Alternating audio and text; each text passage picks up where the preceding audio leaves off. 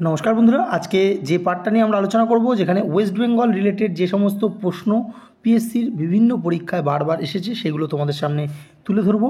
PSC previous ইয়ারের West Bengal related প্রশ্ন উত্তর।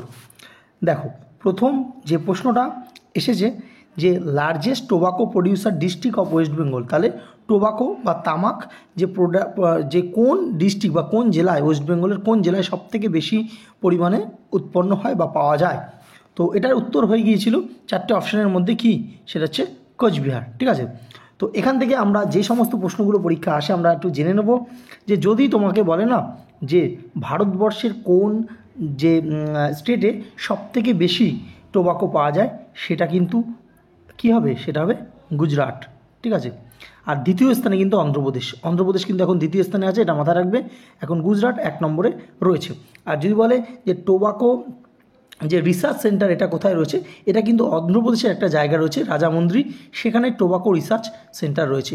এই কটা প্রশ্ন মোটামুটি টোবাকো থেকে কিন্তু পরীক্ষায় আসে। নেক্সট আমরা দেখে নেব যে লিটারেসি রেট। তো লিটারেসি রেট, ওয়েস্ট বেঙ্গলের যে লিটারেসি রেট 2011 সেন্সাস, তোমরা জানো যে 2011 প্রত্যেক 10 বছর অন্তর যে সেন্সাস হয়, তো 2011 পর 2021 কিন্তু সেন্সাস হওয়ার কথা ছিল, কিন্তু এখনও পর্যন্ত কিন্তু হয়নি। তো 2011 ডাটাই কিন্তু আমাদের কিন্তু মাথায় রাখতে হবে এখনও পর্যন্ত পরীক্ষা, এবং সেই প্রশ্নটা এসেছিল যে লিটারেসি রেট, শিক্ষিতের হার ওয়েস্ট বেঙ্গলে কত, সেটা হচ্ছে 77 যে শতাংশ। অপশান অনুযায়ী 77%, অ্যাকচুয়ালি কিন্তু 77.08%। ঠিক আছে, আচ্ছা নেক্সট আমরা দেখে নেব যে প্রশ্নটা এসেছিল যে নর্থ বেঙ্গলের, ঠিক আছে, তো নর্থ বেঙ্গল আমরা জানি, নর্থ বেঙ্গল আমাদের পশ্চিমবঙ্গে নর্থ বেঙ্গলের ওপরের দিকে যে সমস্ত ডিস্ট্রিক্টগুলো রয়েছে, সেই নর্থ বেঙ্গলের ইস্টার্ন মোস্ট রিভার অর্থাৎ সবথেকে পূর্বতম নদী কোনটা, সেটা কি, সেটা হচ্ছে রায়ঢাক। এখানে চারটে অপশানের মধ্যে উত্তর হয়েছিল রায়ঢাক। এখান থেকে তোমরা জেনে রাখো, যদি বলে দেয় যে রায়ঢাক কোন নদীর উপনদী, সেটা হচ্ছে কি, সেটা হচ্ছে ব্রহ্মপুত্র নদীর উপনদী কিন্তু রায়ঢাক, যেটা পশ্চিমবঙ্গের বা নর্থ বেঙ্গলের সবথেকে পূর্বতম নদী।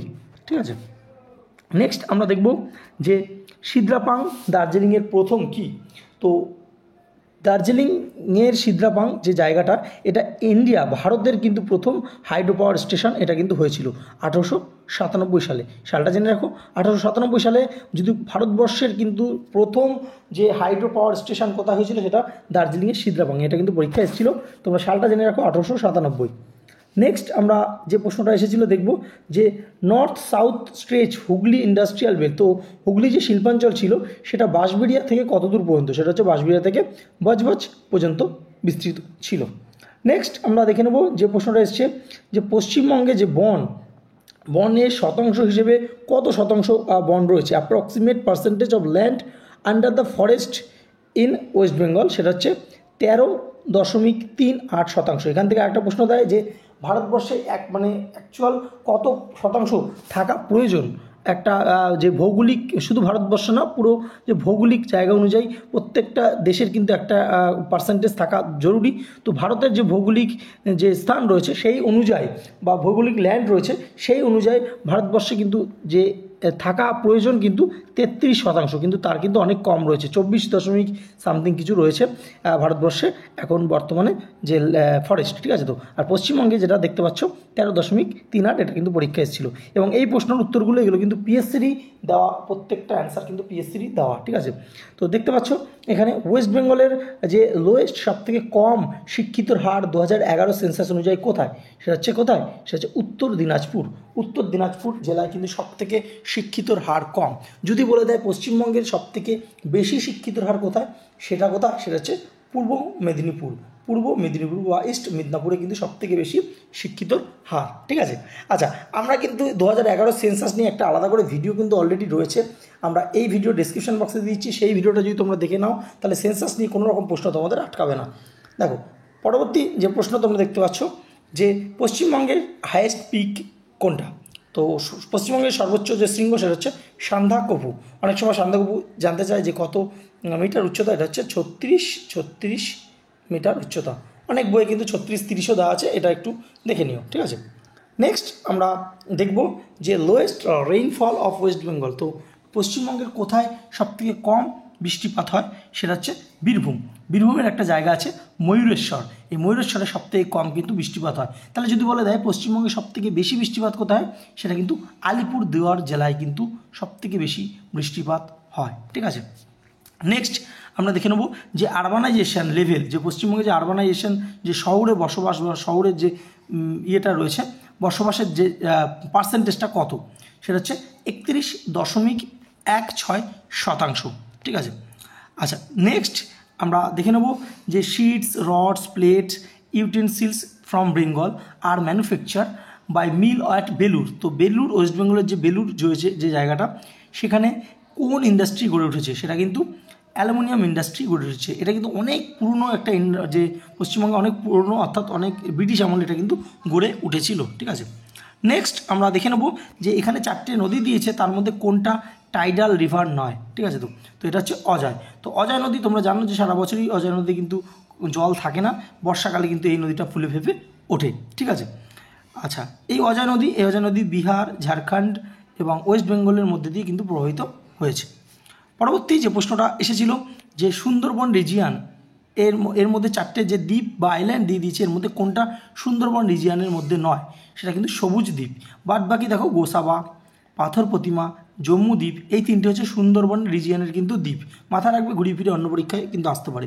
এই সবুজ দ্বীপটা কিন্তু হুগলি জেলায় অবস্থিত। ঠিক আছে, নেক্সট আমরা দেখব যে কোল মাইন্স, ওয়েস্ট বেঙ্গলে যে কোল মাইন্স রয়েছে, সেখানে কোন টাইপের কয়লা কিন্তু পাওয়া যায় বেশি, সেটা কি, সেটা হচ্ছে বিটুমিনাস জাতীয় যে কয়লা। তোমরা জানো কয়লার বিভিন্ন টাইপ রয়েছে, অ্যান্থ্রাসাইট, বিটুমিনাস, লিগনাইট, পিট হচ্ছে সবথেকে কম দামি যে কয়লা। তো বিটুমিনাস কয়লা কিন্তু পশ্চিমবঙ্গে সবথেকে বেশি পাওয়া যায়। ঠিক আছে, এবং ঝরিয়া, তো যদি বলে ভারতবর্ষে কোথায় সবথেকে বিটুমিনাস বেশি কয়লা পাওয়া যায়, সেটা হচ্ছে ঝরিয়া কয়লা খনিতে সবথেকে বেশি বিটুমিনাস পাওয়া যায়। নেক্সট আমরা দেখে নেব most vulnerable tribal community in West Bengal. তো কোন কমিউনিটি সবথেকে যে ডেঞ্জারে রয়েছে, অর্থাৎ বিলুপ্ত প্রায় বা কম সংখ্যক, কমে যাচ্ছে অনেক। তো মোস্ট ভালনারেবল ট্রাইবাল, সেটা কিন্তু টোটো উপজাতি। এই টোটো উপজাতি একবার পরীক্ষা এসেছিল যে এটা পশ্চিমবঙ্গের কোন জেলায় দেখতে পাওয়া যায়, পশ্চিমবঙ্গের জলপাইগুড়ি, আলিপুরদুয়ার জেলায় কিন্তু দেখতে পাওয়া যায়। ঠিক আছে, নেক্সট আমরা দেখব সোয়াচ অফ নো গ্রাউন্ড, এটা কোথায় অবস্থিত, এটা আমাদের বে অফ বেঙ্গল বা বঙ্গোপসাগর আছে, তার নর্দার্ন পার্টে এটা অবস্থিত। ঠিক আছে, নেক্সট যে প্রশ্নটা এসেছিল যে নিচের এর মধ্যে কোনটা সঠিক নয় ইস্ট ওয়েটল্যান্ডের পরিপ্রেক্ষিতে। তো সঠিক না হচ্ছে it is covered by a large number of water bodies only, এটা সঠিক নয়। তার সঠিক কী আমরা সেটাই জেনে নেব। দেখো ইস্ট কলকাতা যে জলাভূমি রয়েছে, সেটা কিন্তু রামসার একটা সাইট। তোমরা জানো ইরানের রামসার শহরে যে কনভেনশন হয়েছিল 1971 সালে, সেই অনুযায়ী বিভিন্ন ওয়েটল্যান্ডগুলোকে সারা দেশ বিদেশের সারা বিশ্ব জুড়ে কিন্তু সংরক্ষণের দায়িত্ব নেওয়া হয়েছিল। তো সেরকমই কিন্তু এটা একটা রামসার সাইট, এবং এর যে এরিয়াটা 800 হেক্টর, এবং it is popular for its West recycling properties. তো ওয়েস্ট রিসাইক্লিং প্রপার্টিসের জন্য এই জায়গাটা কিন্তু যে পপুলার। ঠিক আছে, তো এই 3টে কিন্তু ঠিক, আর নিচেরটা ঠিক না। নেক্সট যেটা দিয়েছিল বিভূতিভূষণ যে অভয়ারণ্য, এটা কোথায় অবস্থিত, কোন জেলায় রয়েছে, এটা উত্তর 24 পরগনা জেলায় রয়েছে। এবং যদি বলে কোন নদীর তীরে এই বিভূতিভূষণ অভয়ারণ্য রয়েছে, সেটা কিন্তু ইছামতি। মাথায় রাখবে ইছামতি নদীর তীরে কিন্তু এটা রয়েছে। ঠিক আছে, আচ্ছা পরবর্তী আমরা দেখে নেব যে প্রশ্নটা এসেছিল যে geologically arsenic in ground has its original source. তো আর্সেনিক যে গ্রাউন্ড ওয়াটার, আমরা জানি বেশিরভাগ টিউবওয়েলের মাধ্যমে কিন্তু এই আর্সেনিকের পরিমাণটা আমরা দেখি উঠে আসে। তো এটা কোন এরিয়াটায় বেশি পাওয়া যায়, বা আর্সেনিকের যে ইয়েটা রয়েছে সোর্স কোনটা, সেটা হচ্ছে গঙ্গা প্লেন। তো গঙ্গা যে প্লেন রয়েছে, এটাই কিন্তু সবথেকে যে বেশি জিওলজিক্যালি আর্সেনিক গ্রাউন্ড ওয়াটারটা এর সোর্স। ঠিক আছে, নেক্সট আমরা দেখব West Bengal has highest number of live stock in the form of. তো ওয়েস্ট বেঙ্গলে কোন যে লাইভ স্টকটা সবথেকে বেশি নাম্বারে রয়েছে, সেটা হচ্ছে ক্যাটেল। দেখো ক্যাটেল হচ্ছে এটা কিন্তু পুরুষ এবং মহিলা যে গরু বা ষাঁড় যে প্রতিপালন করা হয়, সেটা কিন্তু পশ্চিমবঙ্গে সবথেকে বেশি হয়। নেক্সট যে প্রশ্নটা এসেছিল যে পশ্চিমবঙ্গের কোন জেলায় সবথেকে কম যে পপুলেশন ডেন্সিটি দেখতে পাওয়া যায়, সেটা হচ্ছে পুরুলিয়া।